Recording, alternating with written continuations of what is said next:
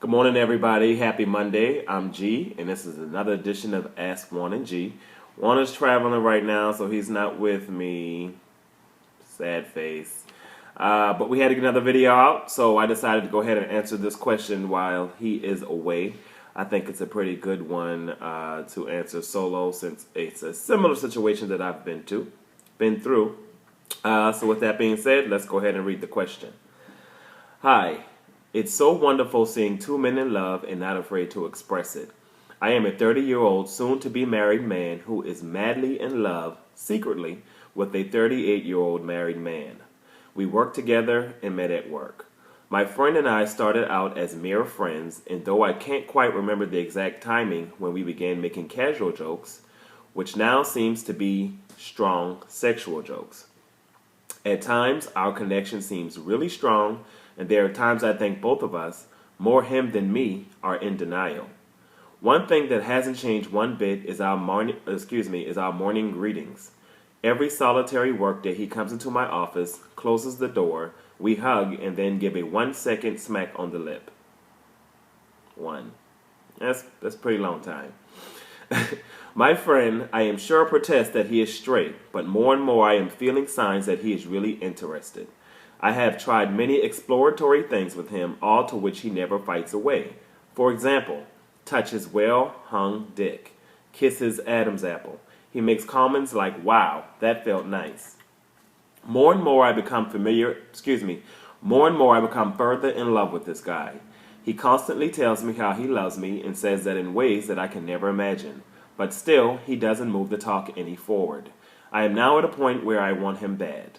But there are many complications, as I am the godfather to his twin sons, and he to my son, who are all born on the same day. Wow. My life, I feel, is incomplete without him.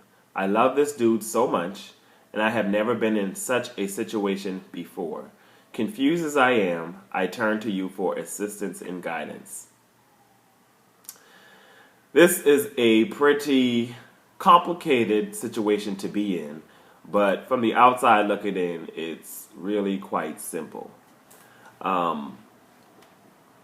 First off, you're married. First off, you're engaged to be married. And I'm assuming you're engaged to be married to a woman. You're engaged to be married to a woman, ready to walk down the aisle when you have all of these feelings for a man. And aside from having the feelings for this particular man, you'll have feelings for men. So at the very least, you're bisexual. I'm going to assume that your soon-to-be wife does not know this, that you are bisexual. If she does know, then obviously this will be a completely different conversation. But first off, I have to say, let this woman go. You state at the end of your letter that you're so incomplete without this man, but regardless of how you feel about him and what situation you guys got going on, you are incomplete even if he was never in the picture. You have to become complete with yourself before anybody can, even make you feel halfway completed. And if you're not comfortable with your sexuality and you're about to walk down the aisle, basically ready to live a lie, that's not a level of comfort with yourself. So the first thing you need to do, I believe, is please let this woman go. Do not drag her along this process. I have been there before. I was a bit younger than you were, but I was there before, and I also walked down the aisle. And the battle with your sexuality and the feelings that you're having for men is not going to change once you walk down the aisle. So this would be a big mistake. Please don't drag her along. Do yourself a favor, do her a favor, do your family a favor, do everybody a favor, and just let her go. Secondly, this man that you're in love with, who is your friend, who is also the father of your god kids, which means that their mother is the mother of your god kids, which I'm assuming that you guys have some sort of friendship, some sort of family thing going on between all of you guys. And, she's a victim as well through this. She's not your responsibility. She is the responsibility of the man that you're in love with. However, the situation that you guys have going on it cannot turn out good unless you guys are both honest with yourself. You said that he's more in denial than you. I'm not convinced that you are, that he is. Both of you guys seem to be in denial, or at the very least, both of you guys are very afraid to just say what is going on between you.